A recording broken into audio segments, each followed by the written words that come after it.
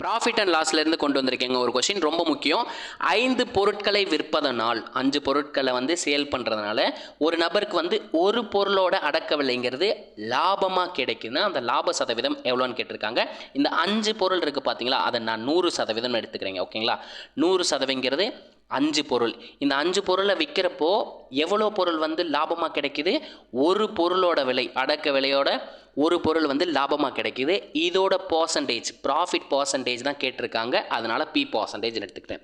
கிராஸில் இருந்தால் மட்டும் மல்டிப்ளை பண்ணும், மீதி எந்த சைடில் வேணாலும் சிம்ப்ளை பண்ணிக்கலாம்.